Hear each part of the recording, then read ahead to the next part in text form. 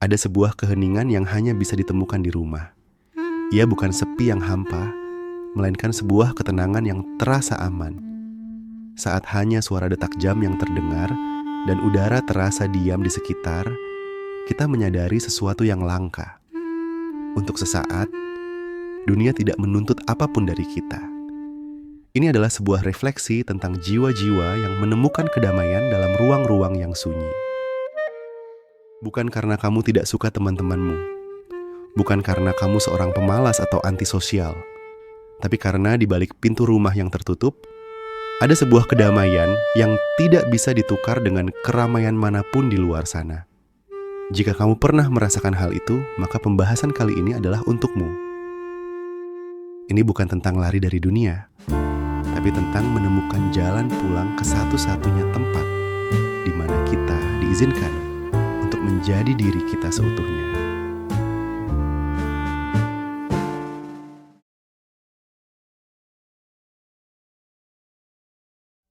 Di luar sana, kehidupan bergerak begitu cepat, penuh dengan perbandingan, ekspektasi, dan tuntutan untuk terus tampil. Kita adalah peran yang kita mainkan. Seorang pekerja yang kompeten, seorang teman yang menyenangkan, seorang anak yang berbakti. Namun di rumah, kita tidak perlu menjadi siapapun. Kita cukup menjadi diri sendiri, tanpa topeng, tanpa naskah. Keheningan yang kita temukan di sana bukanlah sebuah kekosongan. Ia adalah napas bagi jiwa yang lelah berlari. Sebuah ruang aman di mana kita diizinkan untuk merasa lelah, merasa bingung, atau sekadar merasa ada tanpa perlu membuktikan apapun. Di sanalah kita belajar bahwa ketenangan bukanlah sebuah kemewahan, melainkan sebuah kebutuhan.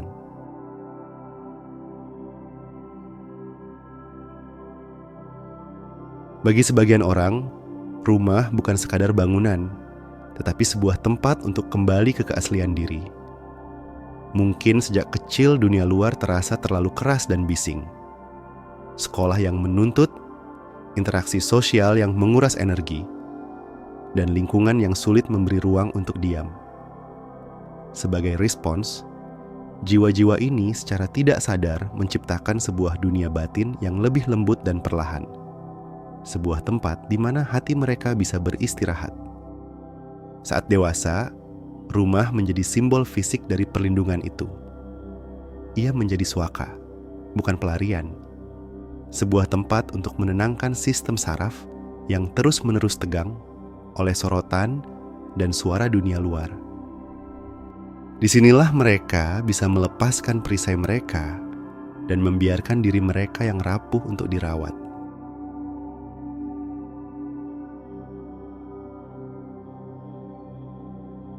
Kita hidup di zaman yang memuja kebisingan. Ramai dianggap tanda bahagia, sibuk dianggap tanda berhasil. Dan Indonesia adalah juara dunianya dalam hal ini. Kalau kamu nggak suka kumpul-kumpul, kamu dibilang ansos atau nggak gaul. Kalau kamu memilih diam di rumah saat akhir pekan, teman-temanmu bakal bilang, kasihan, hidup lo nggak seru. Seolah-olah kebahagiaan itu cuma ada di luar rumah, di tengah keramaian, dan harus dipamerkan di Instagram Stories. Namun, tidak semua orang menemukan makna di tengah keramaian. Bagi mereka yang mencintai rumah, kesunyian bukanlah kekosongan, melainkan sebuah kedalaman. Di sanalah, di tengah keheningan itu, refleksi bisa tumbuh. Kreativitas muncul tanpa paksaan. Luka-luka kecil yang didapat dari dunia luar bisa sembuh dengan lembut. Dalam diam, seseorang akhirnya mulai bisa mendengar suaranya sendiri. Suara hati yang seringkali tenggelam di tengah hiruk-pikuk pendapat dan ekspektasi orang lain. Kesendirian atau solitude yang dipilih dengan sadar adalah sebuah dialog intim dengan jiwa.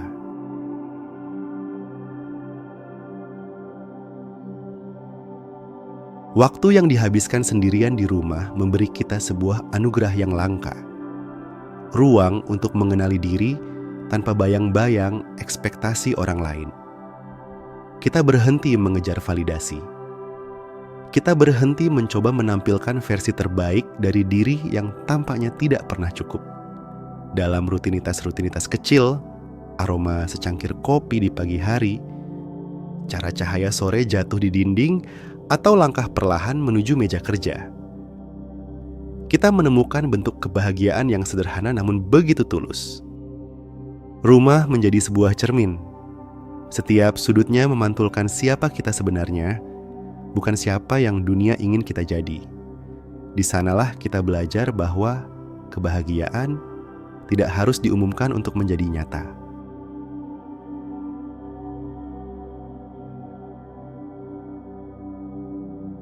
Di dunia yang menyanjung produktivitas tanpa henti, memilih untuk tenang dan diam terasa seperti sebuah tindakan pemberontakan. Kita diajari bahwa nilai diri kita ditentukan oleh seberapa sibuk kita, seberapa banyak yang kita hasilkan, seberapa sering kita terlihat. Di negara kita, sibuk itu lencana kehormatan. Jika ada yang bertanya, "Gimana kabarnya?" langsung dijawab dengan bangga, "Sibuk nih." Seolah-olah orang yang punya waktu luang adalah orang yang gagal. Padahal, seringkali kesibukan itu cuma bentuk pelarian dari keheningan yang menakutkan. Namun, orang yang mencintai rumah mengetahui sebuah kebenaran yang lebih halus, bahwa kedamaian tidak perlu disaksikan untuk menjadi berharga.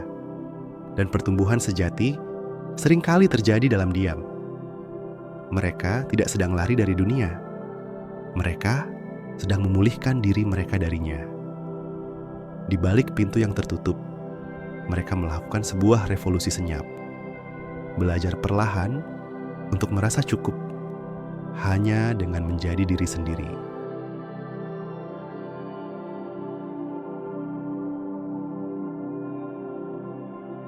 Pada akhirnya, mencintai rumah bukanlah tanda menyerah. Itu adalah tanda pulang. Pulang ke tubuh yang akhirnya diizinkan untuk beristirahat. Pulang ke hati yang tidak harus selalu tampil kuat. Pulang ke diri yang akhirnya merasa cukup hanya dengan ada. Mereka yang telah menemukan kedamaian di rumah membawa sesuatu yang langka ketika mereka melangkah ke dunia luar. Sebuah ketenangan. Karena setelah belajar menemukan rumah di dalam diri mereka, mereka tidak lagi mencari perlindungan di tengah kekacauan. Mereka tidak lari dari kehidupan. Mereka menghidupinya dengan cara yang berbeda, dengan keheningan yang penuh makna dan hati yang telah utuh. Mereka jadi orang yang lebih tenang, bukan karena hidup mereka sempurna, tapi karena mereka berhenti ikut-ikutan lari di perlombaan yang salah. Terima kasih sudah menonton sampai di sini. Like jika suka. Subscribe channel ini jika perlu. Dan yang terpenting adalah jaga dirimu.